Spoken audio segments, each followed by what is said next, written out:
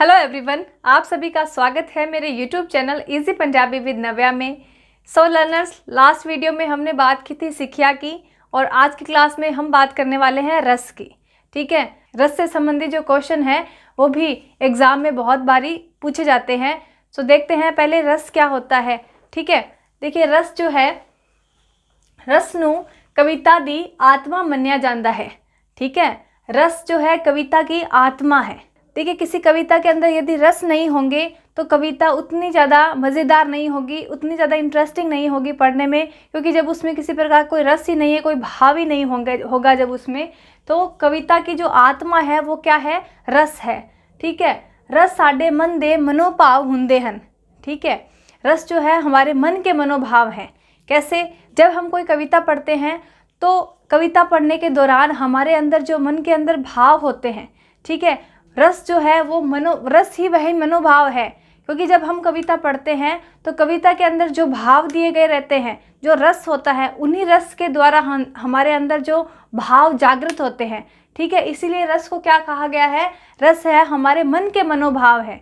ठीक है, क्योंकि देखिए आप सभी जानते हैं कि रौद्र रस है, वीर रस है, श्रृंगार रस है। कविता के अंदर किस प्रकार की बात की गई है, कौन सा रस उसमें प्रयोग किया गया है, उसी के अनुरूप हमारे मनोभाव जो है वो जागृत होते हैं। ठीक है, तो रस जो है हमारे मन के मनोभाव हैं। मन दे विच रस शांत हुंदे हन। जब हम कोई कविता का अध्ययन करते हैं, ठीक है, तो पहले कविता हम पढ़ते हैं, उसके अंदर जो बात की गई है, ठीक है, तो उसमें किस तरह की बात की गई है, किस तरह का उसमें रस का प्रयोग किया गया, क्या वर्णन किया गया है, क्या उसमें हास्य रस का प्रयोग हुआ है, क्या उसमें वीर रस के बारे में है, क्या उसमें रौद्र रस है, ठीक है, कोई गुस्से वाली बात उसमें जाहिर की गई है। तो ये सब क्या है, ये हमें कविता पढ़ने के बाद इन चीज़ का पता लगता है। जब कविता का अध्ययन किया जाता है तभी ये रस जो है वो जागृत होते हैं। ठीक है, मन दे विच रस शांत हुंदे हन, पर जदों असी कोई कविता पढ़ के या सुन के साडे मन विच सुते पे भाव जाग पैंदे हन। ठीक है, देखिए पहले तो रस शांत होते हैं, लेकिन जब हम कोई कविता पढ़ते हैं या सुनते हैं तो उसके अंदर कौन सा रस का वर्णन किया गया है, कौन सा रस उसमें बताया गया है, क्या उसमें श्रृंगार रस है, क्या उसमें रौद्र रस है, तो क्या उसमें करुणा रस का बताया गया है, कौन सी उसमें जो भाव है वो चित्रित किए गए हैं। ठीक है, तो उन्हीं को पढ़ के, कविता को पढ़ने के दौरान, ठीक है, या सुनने के दौरान जो हमारे मन के अंदर जो भाव, सोए हुए भाव है, रस जो काम करते हैं उन्हें जगाने का काम करता है, भावों को जगाने का काम रस करते हैं। ठीक है, पर जब असी कोई कविता पढ़ के या सुन के साडे मन विच सुते पे भाव जाग पैंदे हन, ओही रस हुंदे हन। ठीक है, अब देखिए, किसी कलाकृत दे देखण, सुनन अते अध्ययन दे प्रभाव वजों जो सरूर वाली मानसिक स्थिति प्राप्त हुंदी है उसनू रस कहा जाता है। ठीक है, किसी कलाकृति को जब हम अध्ययन करते हैं, कोई साहित्यिक रचना जब हम पढ़ते हैं तो उसको क्या सुनने या अध्ययन के दौरान, ठीक है, जो एक सुरूर वाली जो मानसिक स्थिति प्राप्त होती है उसी को रस कहा जाता है।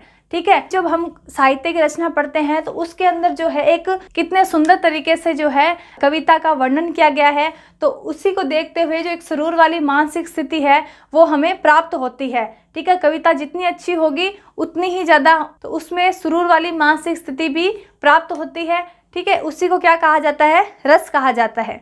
अब देखिए, साहित्यिक भाषा विच रस दे अर्थ पुरातन काल तो कुछ इस तरह हुंदे आए हन। ठीक है, वैदिक वाणी जो है, ठीक है, वैदिक वाणी में रस को क्या कहा गया है? प्राणी कहा गया है। ठीक है, कई बार क्वेश्चन पूछ लिया जाता है कि वैदिक वाणी में रस को क्या कहा गया है? प्राणी कहा गया है। ठीक है, उपनिषद अते गुरबाणी, ठीक है, इसके अंदर रस को क्या कहा गया है? इनमें रस को ब्रह्म या ब्रह्मानंद कहा गया है। लेकिन जो काव्य क्षेत्र है, कविता का जो क्षेत्र है, कवि का क्षेत्र है, उसमें क्या है? रस को क्या माना गया है? एक आनंद या स्वाद माना गया है। ठीक है, जो कविता में जब कवि ने रस को क्या बताया है? एक आनंद या स्वाद बताया है। यदि कोई कविता रसहीन होगी, उसमें अच्छी तरह से छंदबद्दी का प्रयोग नहीं किया गया होगा, ठीक है, तो उसके अंदर क्या कविता पढ़ने में मजा आएगा? अलंकार है, रस है, छंद है, अगर वो कविता उससे नहीं सजी होगी तो क्या कविता पढ़ने में मजा आएगा? बिल्कुल नहीं आएगा। तो कविता के अंदर रस की प्रधानता बहुत इंपॉर्टेंट है, छंद की इंपॉर्टेंट है, अलंकार है, सुर ताल है, इन सब के कोऑर्डिनेशन से ही क्या बनती है? कविता। और ये सभी जब तालमेल के साथ होंगे तो ही कविता पढ़ने में आनंद आएगा, एक स्वाद आएगा। ठीक है। अब देखिए जो रस का संस्थापक है, रस दा मोढी यानी जो संस्थापक है भारतीय काव्य शास्त्र विच आचार्य भरत मुनि को माना गया है। ठीक है, भारतीय काव्य शास्त्र में जो आचार्य भरत मुनि हुए उन्हें रस का संस्थापक माना गया है। इनके जो ग्रंथ है, इनका एक ग्रंथ हुआ है नाट्य शास्त्र, जिनके अंदर इन्होंने रस को बहुत ही बखूबी से बयान किया है। रस के बारे में बहुत ही विस्तृत चर्चा इन्होंने की है और रस का जो संकल्प है सर्वप्रथम आचार्य भरत मुनि की ही देन है। तो यदि साफ शब्दों में हम बात करें रस की, तो रस क्या है? हमारे मन के मनोभाव होते हैं, कविता की आत्मा होते हैं। ठीक है, रस जब हम कविता के अंदर पढ़ते हैं उसी दौरान वो जागृत होते हैं। ठीक है, अब देखते हैं जो रस है वो कितने प्रकार के हैं और एक एक की चर्चा हम अब डिटेल से करते हैं। सो अब हम देखते हैं इन 9 रस को कि परीक्षा में जो रस पूछे जाते हैं वो सबसे पहले तो क्वेश्चन यही आ जाता है कि रस कितने प्रकार के होते हैं। ठीक है, 5, 7, 8 या 9। ठीक है, तो रस जो है वो 9 प्रकार के होते हैं, 9 रस होते हैं। ठीक है, जिसमें से देखिए श्रृंगार रस है, हास्य रस है, हास्य रस, श्रृंगार रस, करुणा रस, ठीक है, रौद्र रस है, वीर रस है, भयानक रस, अद्भुत रस, विभत्स रस और शांत रस। ठीक है, ये जो है 9 रस जो है कविता के अंदर मौजूद रहते हैं। ठीक है, अब देखिए इनका जो स्थायी भाव होता है, स्थायी भाव यानी किसी रस का कविता के अंदर जिक्र किया गया है, यानी श्रृंगार रस का जिक्र किया गया है। ठीक है, तो उससे उत्पन्न कौन सा भाव होता है? उससे जो भाव उत्पन्न होता है वो होता है प्रीत या, ठीक है, प्यार का या प्रीत का जो है भाव है वो उत्पन्न होता है, पैदा होता है।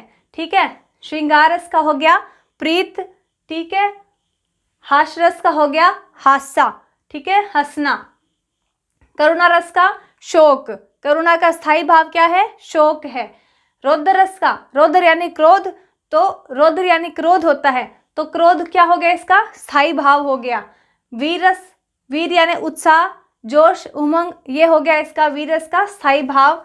भयानक रस, ठीक है, भयानक, भयानक होता है भय या डर, इसका हो गया स्थायी भाव।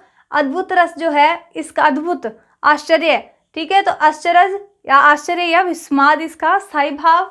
विभत्स रस जो है, विभत्स यानी घृणा, नफरत, ये हो गया विभत्स का स्थायी भाव क्या है? घृणा या नफरत।